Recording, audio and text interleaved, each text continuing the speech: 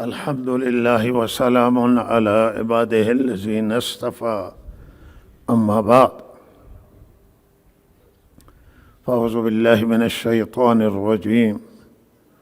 بسم الله الرحمن الرحيم. ظهر الفساد في البر والبحر بما كسبت أيدي الناس ليذيقهم بعض الذي عملوا لعلهم يرجعون. سخنان عزیزمون مولانا عبدالعزیز استفاده کردید و آیه حضورتون تلاوت شد. فرامون این آیه مطالبی را خدمت شما عرض می کنم در این وقت مختصر. امیدوارم که الله تعالی مورد قبول قرار بدهد و آنچه که به نفع جامعه هست، نفع همه مردم، الله تعالی زبان ناقص بنده بیرون بکنه و همه مهر الله تعالی توفیق عمل و فکر عمل عنایت کند. اما چیز دست پروردگار است و آنچه که الله می خواهد همون می شود. عزیزان من، این آیه مطلب بسیار بزرگی را بیان کرده است. از آیات الهی و آیات قرآن عظیم الشان چنان معلوم می شود که الله تعالی وقت این سرزمین پیدا کردن برای زندگی انسان،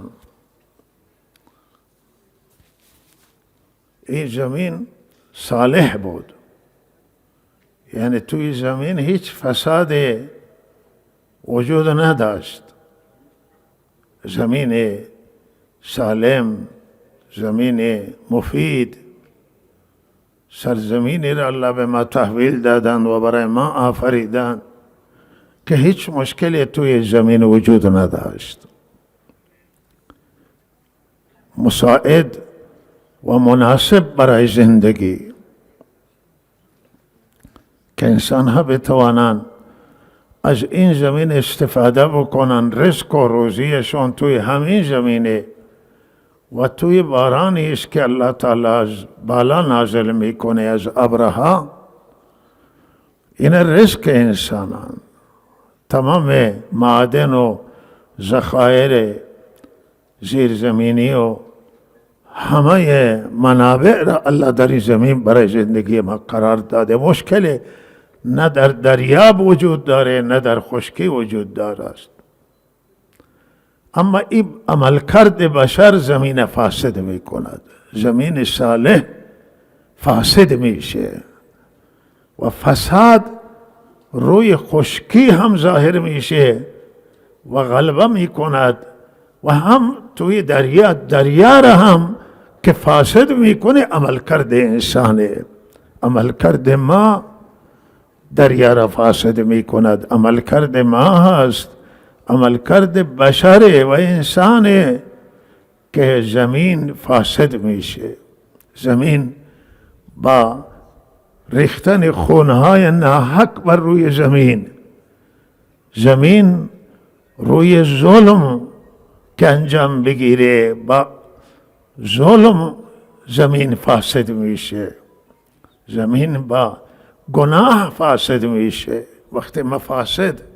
وقتی منکرات غلبه بکنند و زیاد بشن، بشر وقتی که از حد تجاوز بکنه و از حد بگذره، حدود را رعایت نکنه، قوانین الهی را رعایت نکنه، از عقل کار نگیره، از عقل و منطق تجاوز بکنه، از شریعت تجاوز بکنه، قوانین نه مسلم و مسلمات، چیزی که همه قبول دارند، اونها را در نظر نگیره، وقتی حق زنان ضایع بشه، وقتی حق بچه ها یتیم ضایع بشه، بچه های کوچک بر اون رحم نشه، و وقتی که بر مردم بی‌دفاع و مظلوم تخت و تاز بشه و ظلم انجام بگیره،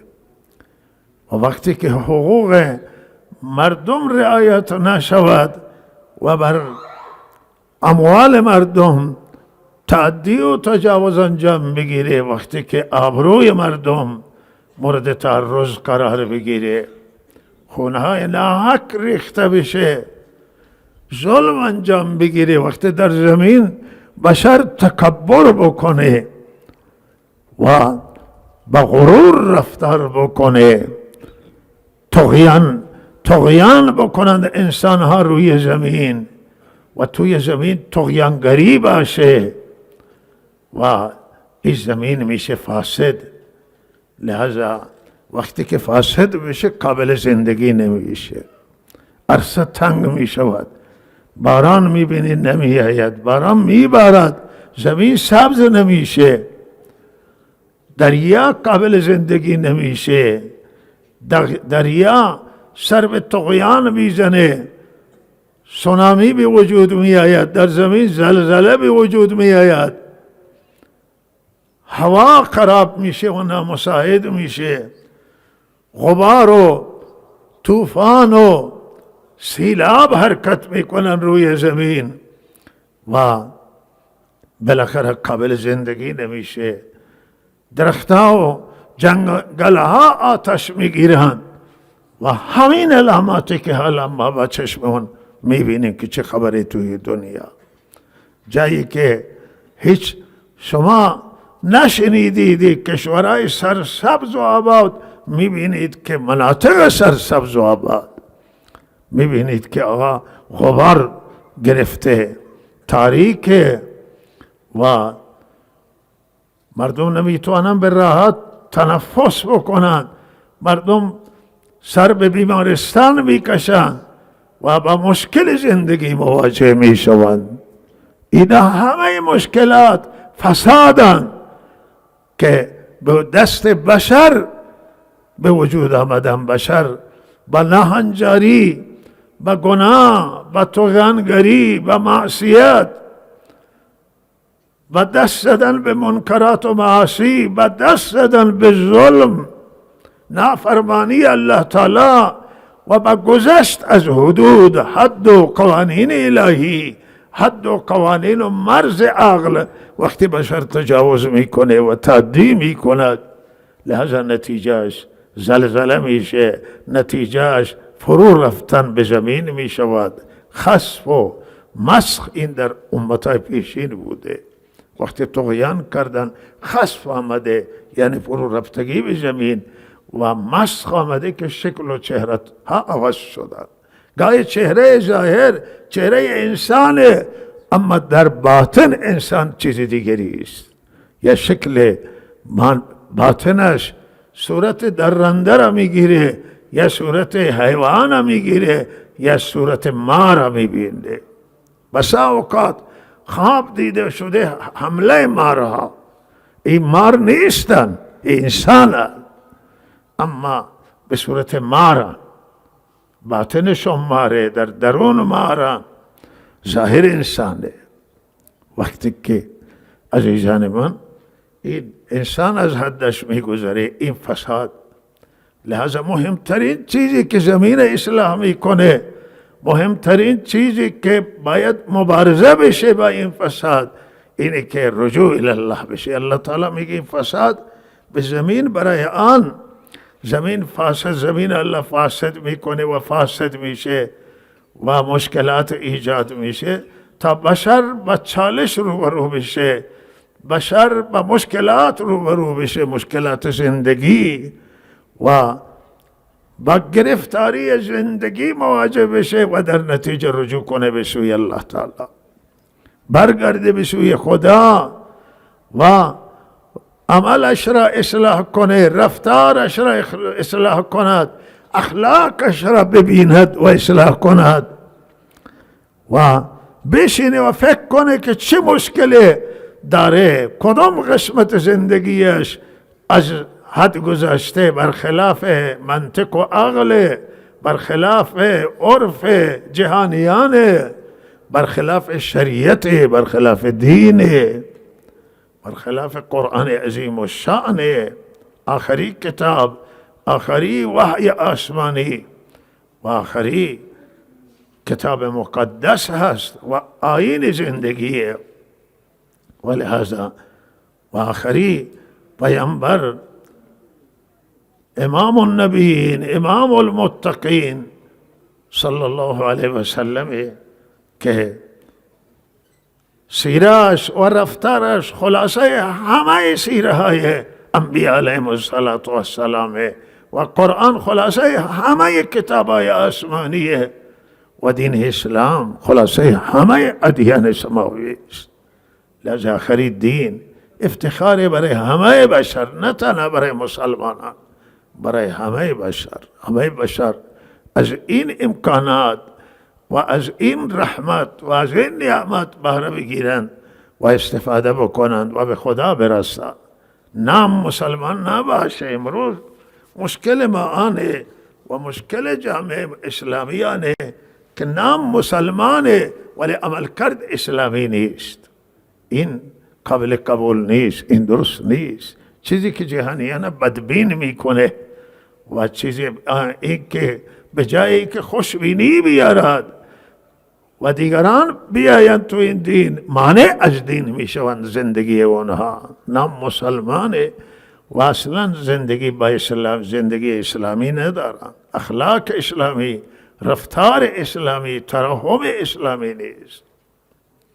روی این عزیزان من مهمه که ما به عمل کردمون برگردیم و بار بار خودمون محاسبه کنیم، بار بار خودمون به دادگاه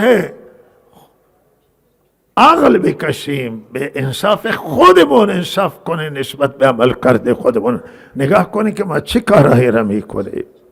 آیا از این کارهای کدام کار ما درسته، با منطق برابره، با عقل برابره، با شریعت برابر است.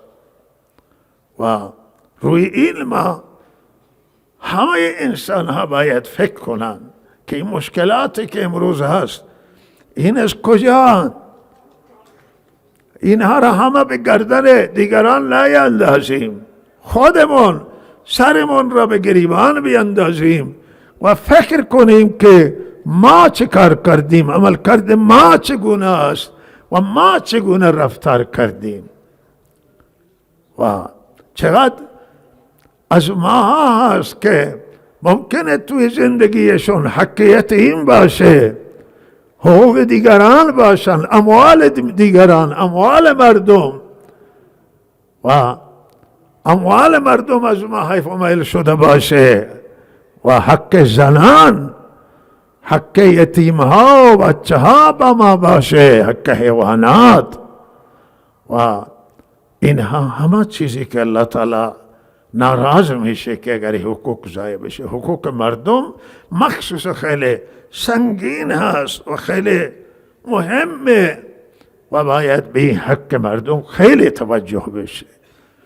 و حقوق الله مهم است و در حقوق الله در رأس حقوق پروردگار، بلکه در رأس همه حقوقها توحید هست و یکتاپرستیه و پرستش تنها خدای عزوجل که تعلیم قرآن و تعلیم حضرت رسول صلی الله علیه وسلم. و الله را که ما پرستش میکنیم ریاکار نباشیم. ریا خود یک نوع شرکه که انسان عبادت ریایی، نماز ریایی و روزه ریایی، حج ریایی، همه این شرک در قرآن در حدیث تعبیر شده. من صلی یرائی فقد اشرک، من صام یرائی فقد اشرک. روزه بگیره به ریا، نماز بخونه به ریا و تظاهر، حج بره به ریا و تظاهر، مرتکب شرک شده است. چرا که برای منافع مادی و دنیوی، برای نام و شهرت ایدار الله را بندگی میکنه و همه چیز برای الله باشه. همه عبادت خدمت خلق هم برای الله باشد، برای رضایت پروردگار. همه چیز وقتی برای خوشنودی الله میشه مورد قبول الله واقع میشه، تاثیر گذار میشه. هر عملی را که میکنید نیت کنید برای الله، هر کار برای الله. و این نکته اول همینه. و امروز در شرایطی که ما توی این جهانیم و در فرهنگ امروز و همه تمدن ها، همه فرهنگ های دنیا و در گذشته هم، یک چیزی که بین همه ملت ها و دولت ها از مسلمات و از حقوق مسلم هست، او منافع ملی هست.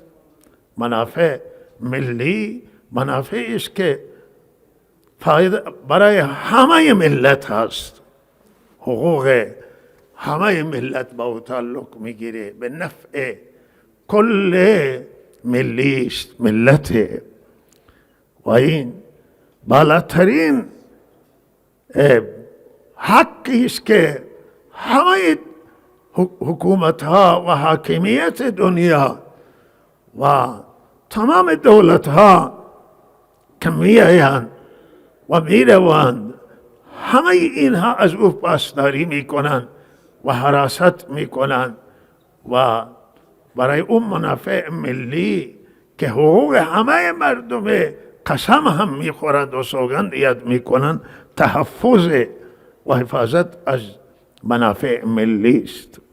توی منافع ملی هم این عرض کنم که منابع طبیعی و حفظ محیط زیست و حفظ آبها و سرمایه ها و اقتصاد و تمام آن چیزی که به این منفعت عموم مردمه و عموم مردم از او استفاده میکنند، از این تحفظ میکنند و حفاظت میکنند. و این فرهنگ و این عرض حضور شما حق خیلی حیاتیه، خیلی مهم. امنیت ملی از همینه که امنیت ملی از همه حقوق هست که مربوط به همه ملت و وحدت ملی.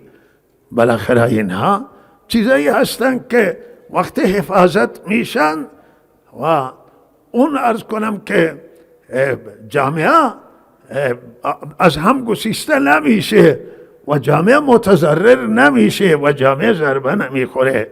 هر مسئله که بخواهد منافع ملی را مورد تهدید قرار بده و به هم بزنه، منافع ملی دولت ها مقابله میکنن، نظام اون سیستم مقابله میکنه و لحاظا منافع ملی را هیچ کسی نباید دست بزنه، هیچ کسی نباید دستبرد قرار بده و بالاخره منافع ملی باید محفوظ بشه. و الان یک دغدغه و مشکلاتی که توی کشور ما موجوده روی همین مسئله هست بیشتر، که آنچه که منافع ملی هست که پول ملی هم پول ملی ایران، پول ما، این هم از همین قبیله که پول مربوط به تمام ملت ایرانه. اگر این پول ضربه بزنند و ضربه بخوره، مالیتش از ارزش بیفته، به ضرر بالاخره یک کشر نمیشه، یک استان نمیشود، کل ملت ایران متضرر میشه. و اگر این یک گروهی بخواهد منفعتش در این باشه که این پول بالاخره از ارزش بیفته تا او استفاده بکنه، گروهی، ارگان، نهاد قدرتش فرد، و لحاظا این منافع ملی را به خطر می اندازه، لحاظا این می ایستد در مقابلش که این پول تحفظ، حفاظت بشه. درآمدهایی که ملی هستند و این درآمدها که باید همه برن به بیت المال و به نفع کل ملت اینها باید مورد استفاده بگیرند. حقوق همه ملت تعلق میگیره با این منافع ملی، تعلق میگیره با این درآمدها، لذا این درآمدها باید تحفظ بشه. و متاسفانه توی کشور ما بعضی افراد فردن ولی انقدر قدرت دارن که به اندازه یک ارگان مهم قدرت دارن و قدرت های اشخاص با نفوذن و بعضی ارگان ها بالاخره این که تلاش میکنند برای که منافع خودشون داشته باشند و بالاخره به هر صورتی وقتی که این وارد میشن توی این مسائل و منافع ملی را میبرند، منافع ملی را به نفع یک ارگان، یک نهاد، یک اداره اختصاص بدن و یا به نفع اشخاص بره، به جیب اشخاص منافع که باید به نفع همه ملت بره، به نفع افراد میره، نتیجه میشه که این بالاخره منافع ملی تکفاره بشه و چیزی توی بیت المال نمانه و لحظه پول هم از ارزش که افتاده به منافع ملی صدمه وارد شده، ضربه وارد شده. و امروز این مسائلی که توی کشور ما مشاهده میکنیم که بالاخره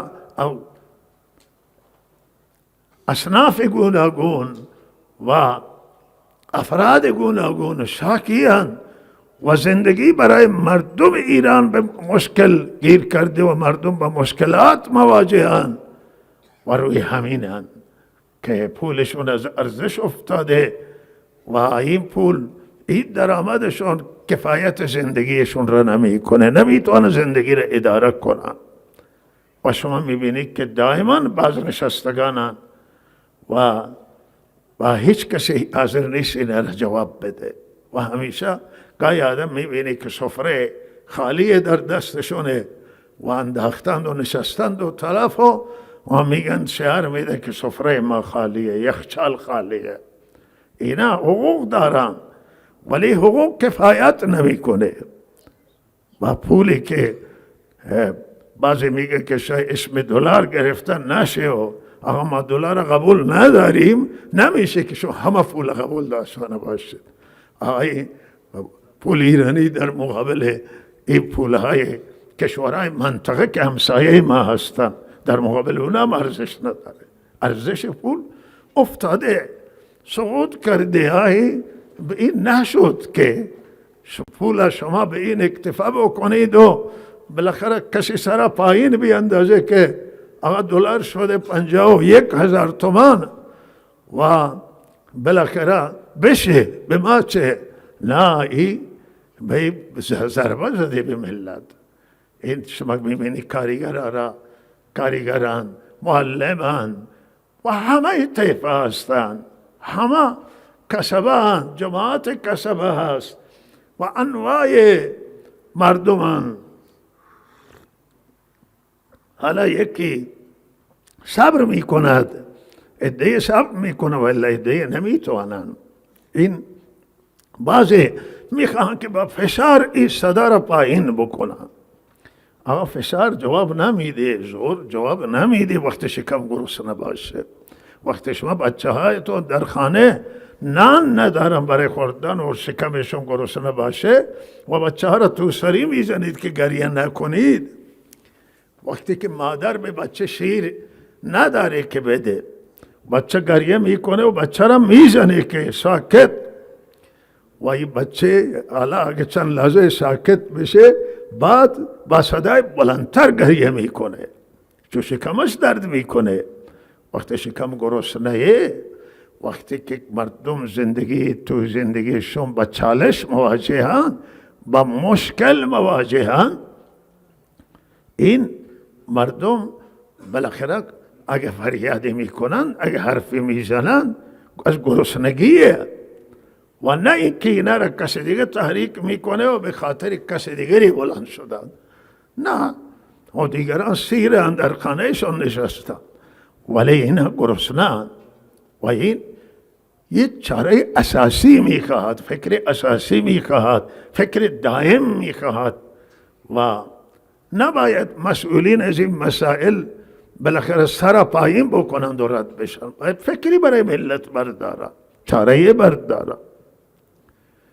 و همه الان این مردم تنها توی ایران زندگی نمی کنند، توی مرز ایران مردم با تمام مردم دنیا تجارت دارن، با کشورهای همسایه، به کشورهای دور، با کشورهای نزدیک میفروشند، میخرند و الا اگه این مرزه را ما ببندی که مردم نمیتونه زندگی بکنن. دنیای ارتباطات و از همون قدیم دنیا با ارتباطات زندگی کرده، حالا امروز ارتباطات قوی‌تر شده است و لحظه این فکر اساسیه و باید مسئولان برن به کنار این مردم بشینن گریه بکنن، باید دلسوزی نشان بدن، کنار اینا بشینن، حرف اینا را بشنون، با اینها گریه کنن. رئیس جمهور بره کنار این مردم بشینه، وزرا برن بشینن، مشکلات اینا را بشنوند و چاره‌جویی بکن، فکر بردارن، فکر اساسی.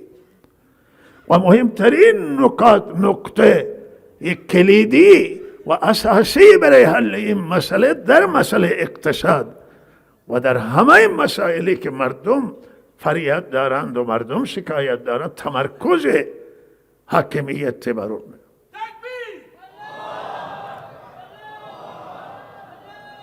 تمرکز کنم به مشکلات مردم و تا اون لحظه راحت ننشینند که مشکل مردم حل نشه. تمام امروز یک دغدغه‌ای که موجود روی مجلس موجود هست و روی دولت، انتخاب دولت، روی انتخاب مجلس دغدغه ملت دارند. همه ما دغدغه داریم و او دغدغه اینه که مدیران توانمند میخواهد، مدیران لایق میخواهد، مدیر میخواهد که مدیر باشن و اینا اختیارات کامل برخوردار باشن.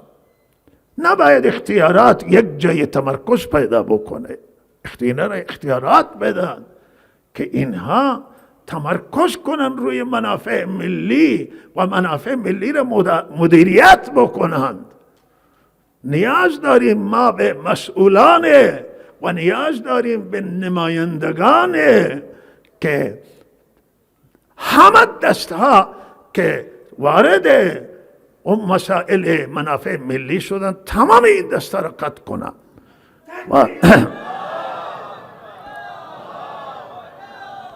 و تمام منافع ملی را به محلش سوق بدن و حفاظت کنند. حالا اگر یک ارگانی قدرتی داره و این منافع را بخش را از این منافع برده به نفع هم ارگانش خودش، یا حزبی یا گروه یا فرد هر فردی هم باشه، بالاخره باید این منافع ملی از همه جا قطع بشه و بریده بشه و تمرکز حاصل بکنه به محلش، به نفع مردم، به نفع عموم و به نفع همه مردم ایران. و تا این منافع ملی تحفظ نشه و حفاظت نشود، بالاخره این ملت از بیچارگی و از مشکلات و از گرفتاری ریایی حاصل نمیکنه، نمیتونه. بعضی حالا کارگر بعضی درخواست دارن از همه اصناف که حقوق ما را اضافه بکنید. الله فرض کنی حقوق اینا را اضافه بکنن، 2 ماه دیگه 2 مرتبه با مشکلی نگیرم، باید 2 مرتبه فریاد میشه که بس نمیکنه. اصل اینه که پول برگرده، پول ایرانی باید برگرده، ولی حداقل 1,000,000 تومان $1000 بشه و کمتر. اینجا ما وقتی که گفتن که دلار 20 تومان شده، 20 تومان، 20 تومانی واویلا کردن، گفته که $1 20 تومان و آقا دلار 10 تومان شد، گفتم دلار گران شده. 20 تومن که شد و ویلا دلار 20 تومن و حالا دلار شده بالاخره کجا رفته است و این پول باید برگرده. حالا اگر امروز دلار 1 میلیون تومن 1000 دلار بود، 3 میلیون تومن 3000 دلار بود. کارگر هم بس میکرد، بازنشسته، معلم و هیچ صنف داد و بیداد نمیکرد. اگر دولت هم کمک میخواست مردم کمک میکرد، میدادن پول. ولی امروز که مردم میگه ما فقیریم و ناله میکنن. گاهی من همه بعض گروه که الله چند سالی که فریاد میزنن الله خیلی توی همین شعرها خیلی وارد شده، حرفه‌ای شده. این آدم که شعر اینا را میشنود میخواهد خنده بکنه، گریه کنه، بگرید بر حال اینها یا خنده بکنه از این شعرهای اینها. و اینها واقعا باید گریه کرد و اینها ترحم بشه. و من بنده توصیه خیرخانه است، دل سوزانه است و من غرض ندارم و به نفع همه فکر میکنم، به خیر همه فکر میکنم و همه تعلیم را ما از رحمت للعالمین دریافت کردیم که بعضی صحابه نقل میکنن که وقتی ما مسلمان شدیم آن حضرت در بیعت که از ما عهد گرفت یک مورد این بود که شما خیرخواه همه باشید، خیر برای همه خیرخواهی بکنید.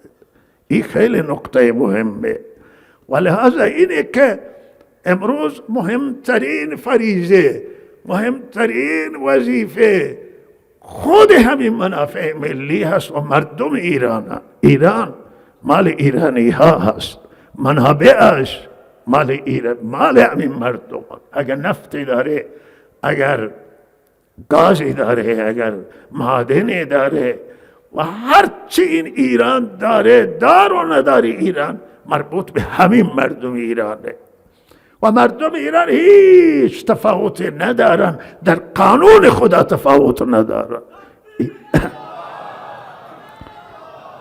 اینا شیعه هستند، اینا سنی هستند، اینا مسلمانند، اینها غیر مسلمانند. غیر مسلمان هر دینی داشته باشه، مسلمان هر مذهب و رویه‌ای داشته باشه، اینها چه قومیتی دارن و همه اینها ملت ایرانیت میشه.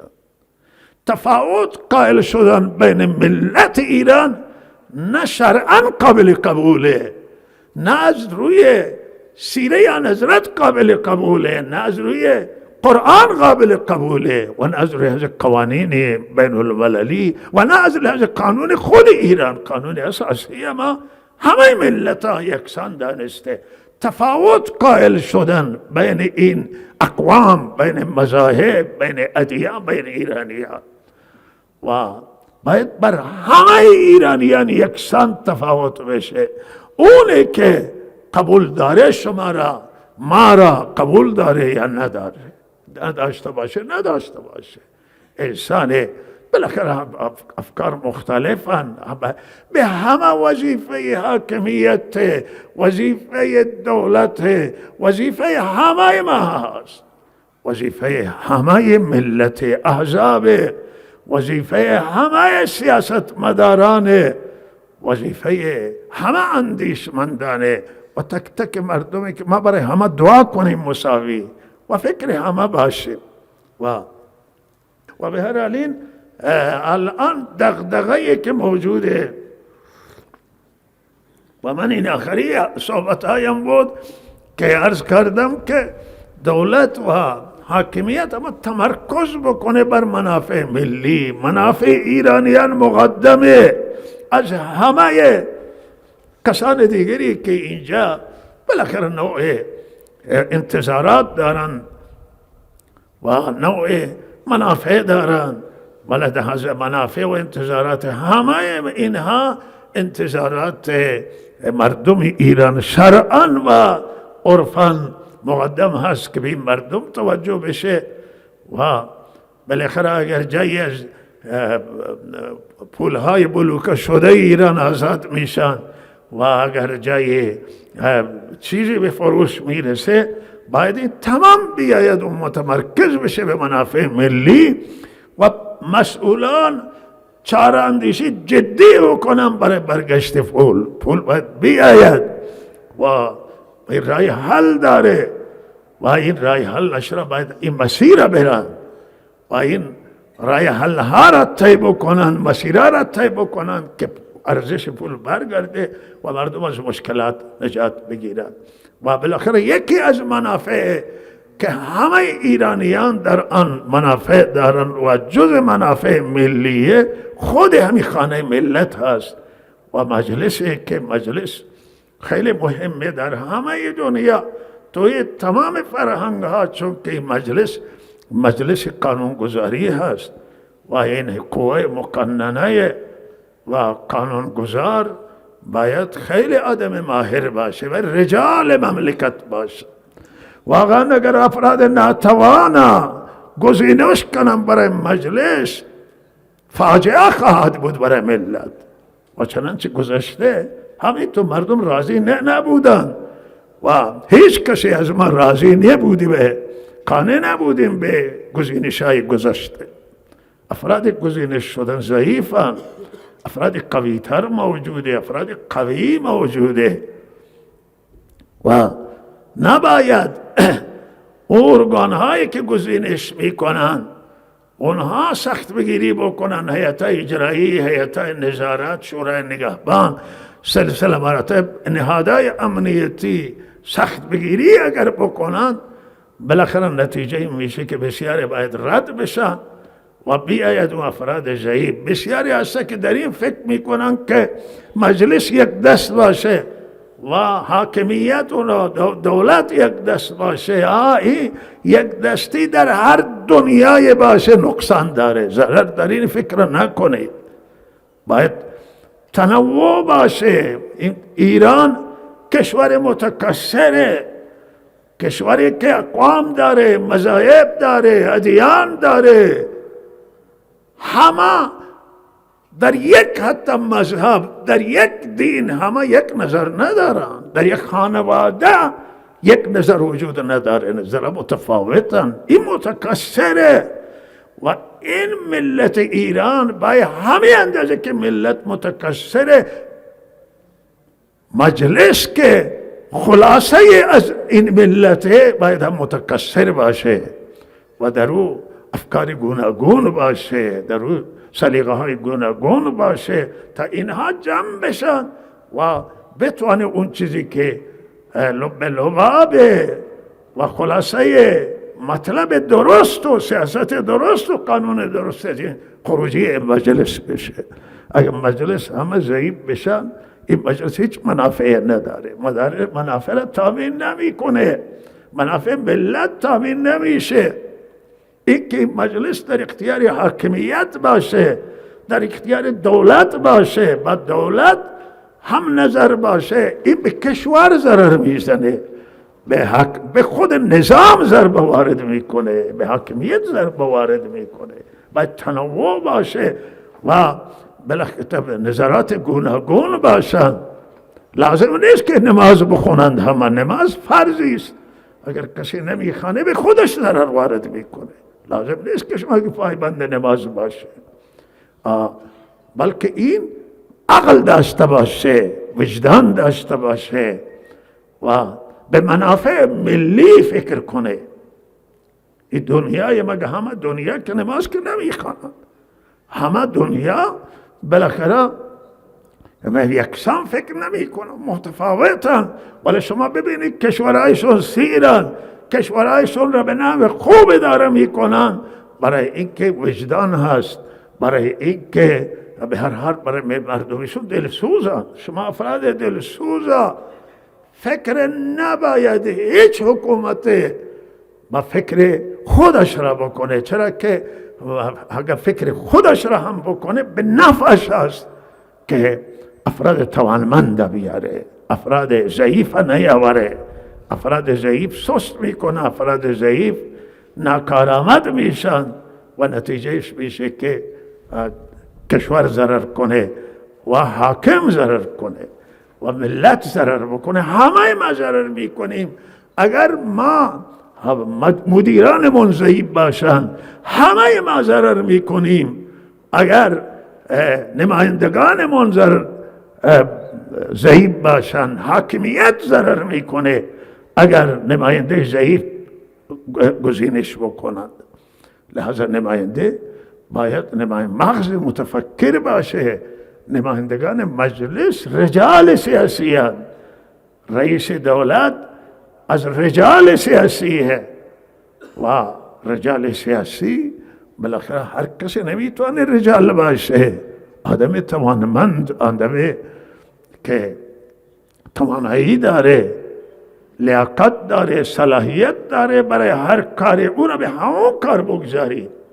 حالا یکی برای مجلس صلاحیت نداره، برای دیگه مدیریت صلاحیت داره، ولی مجلس خیلی مهمه و این نمایندگان باید نمایندگانی بیاشن تا سیاست ها را حتی به چالش بگذارن. اگر یک سیاست برخلاف منافع ملیه، برخلاف نفع کشوره و این سیاست ها را و قوانینی که اونجا تصویب میشه و اون دفاع از اون قوانین و روی این دغدغه هست که دغدغه نباید تنها برای مردم هست، برای همه کشور، برای تمام بدنه کشوره که مدیران باید مدیران لایق، مدیران توانمند با بیاین روی کار تا این بشه که متاسفانه ما شنیدیم که همین مجلسی که شکایت بوده انتقاد بوده از مجلس که ضعیفه، بسیاری افرادش را شنیدیم که رد صلاحیت کردن و علتش هم میشه که اینا کسانی هستن که انتقاد کردن. خب شما جلوی انتقاد و انتقاد کننده نباید گرفته بشه، باید کسانی انتقاد کنند. انتقاد به نفع، به خیر باید انتقاد باشه، باید نقد باشه و این خیرخواهی هست و به نفع است که نظرات متفاوت در یک مجلس باشه. ما توی حوزه که بالاخره محدودتره، ولی میگه که نظرات باید متفاوت باشه. هر مدیری که اینجا توی مدارس دینی ما که تلاش میکنه که هم فکر خودش را بیاره، مدرسه افت میکنه. مدرسه باید نظرات متفاوت باشه که وقتی مشورت میشه هر کسی نظری بده و بعد بر اون نظر جمع بشه که به خیر و صلاح. زنان میدان بدید، زنان به هر حال به جایگاهشون قرار بدیم. زنها هم نظر دارن، در زنان صاحب نظر فراوانه، توانمند فراوانه و این پتانسیل که زنان در زنان موجوده استفاده بکنند برای نفع مملکت، برای نفع کشورداری، برای اداره مملکت. و بالاخره وقت زیاد رفت و آخری عرایزم در رابطه با به هر حال این غزه است که واقعا یک فاجعه انسانی در آنجا داره رخ میده و برای همه جهانیان دیدن این صحنه، شنیدن این حالات اونجا واقعا غیر قابل تحمله و هیچ کسی این صحنه را تحمل نمیکنه. متاسفانه دولت تندرو اسرائیل را چک سفید دادن قدرت ها، امریکا و هم آلمان و انگلیس و فرانسه و اروپایی ها، و که او بالاخره به نام دفاع که از خودش دفاع بکنه. اینه چک سفید دادن که از خود دفاع بکنه. و چه دفاعی که تمام زیر ساخت ها را، تمام ساختمان ها را ویران کرده و ویران میکنه و بچه ها را میکشه، زنان میکشه، به بیمارستان ها رحم نمیشه. بالاخره همه ما بشر و انسانیم، همه وجدانی دارن، همه قلبی دارن و بالاخره این انسان را میبینم که این همه بچه کشته میشه، این همه زن میمیره، برای چه میمیره؟ این دفاعیه، همین دفاعیه. اسرائیل از خود دفاع میکنه یا جنایتی، جرمه و به همه توصیه میکنن که توی قضایه با انصاف داشته باشه، انصاف بکنه. اینا را بی دفاع را ما صحبتمون از بالاخره گروه یا حزب که با اسرائیل درگیری با اون نیست، ما دفاع از اون نداریم. دفاعمون از مردم بی دفاعی، مردم بی گناه، دفاعمون از زنانه. بالاخره کسی که درگیر میشه بالاخره خود یک دولتی است، یک گروه و جماعتی است، با هم درگیرن و به هر دو میگن که نباید زنان کشته بشن، نباید بچه ها کشته بشن.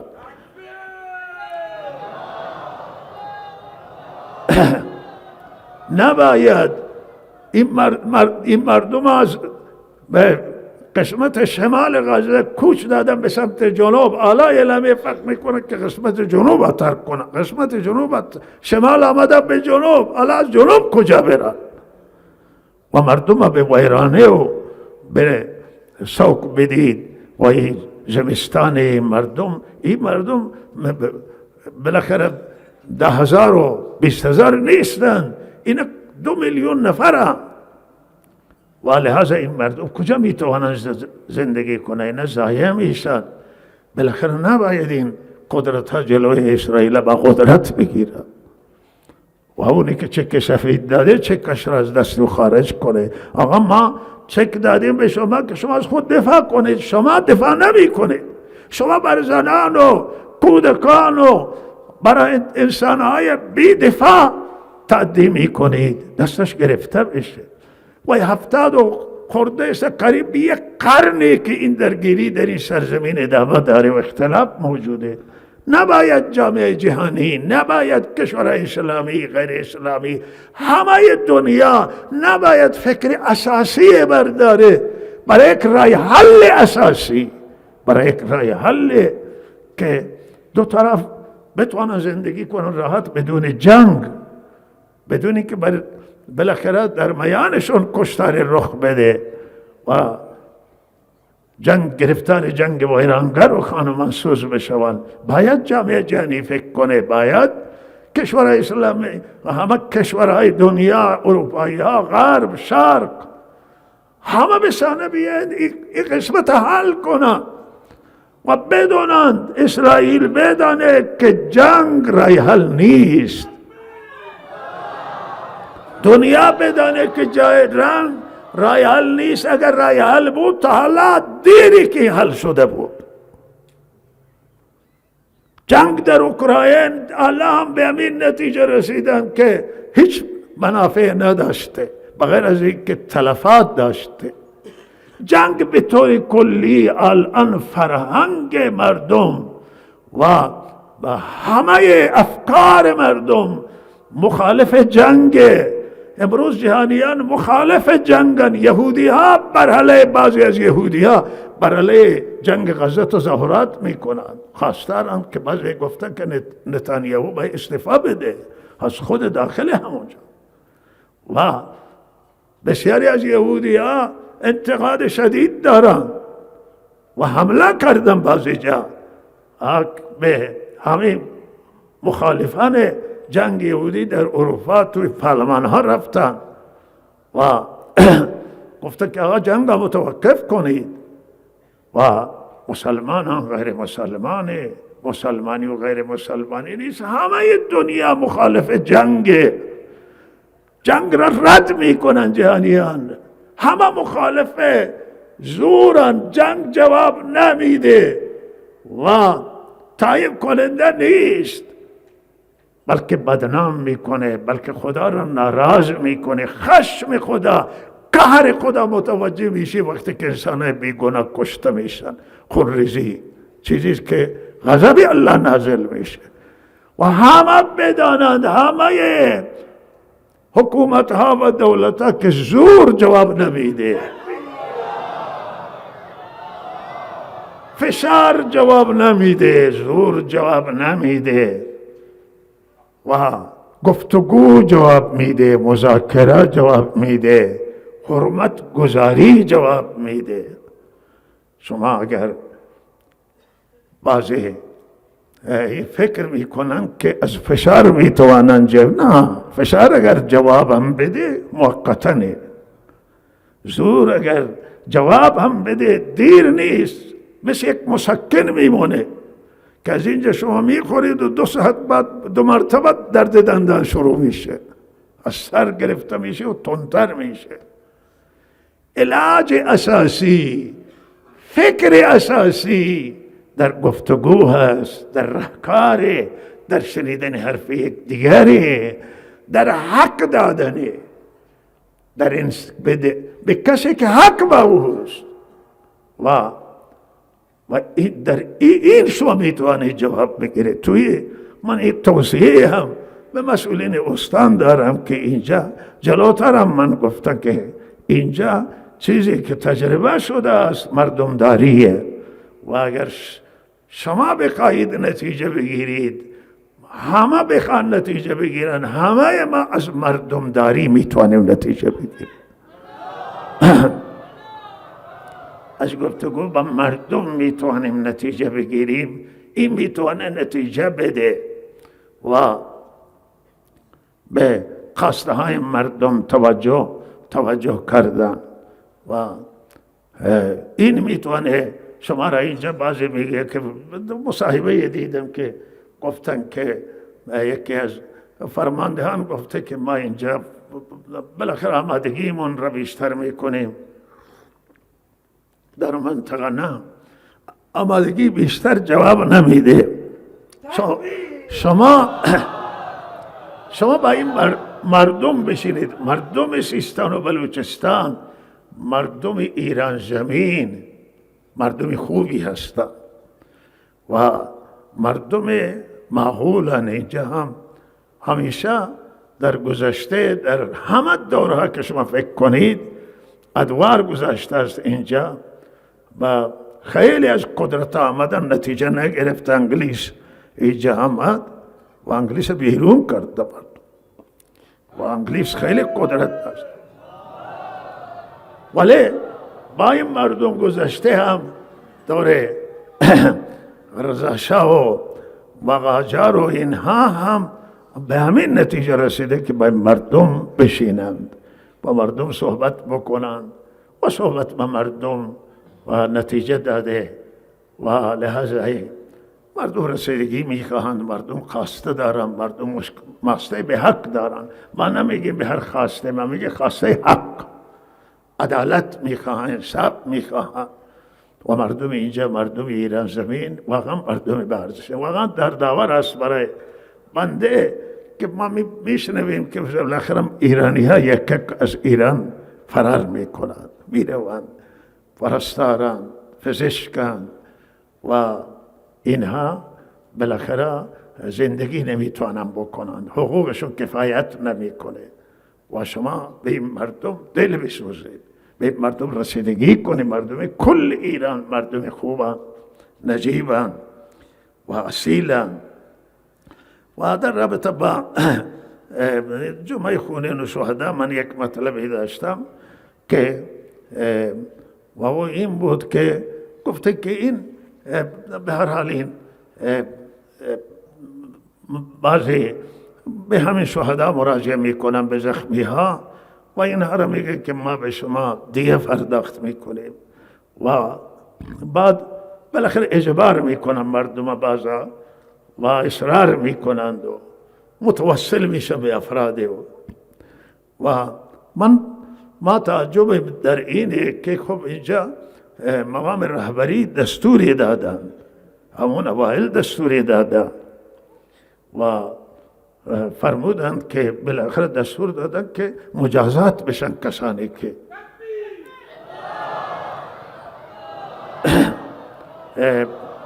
مردم کشتن، چون که همه میدونن که این یک چیز ناحق بود.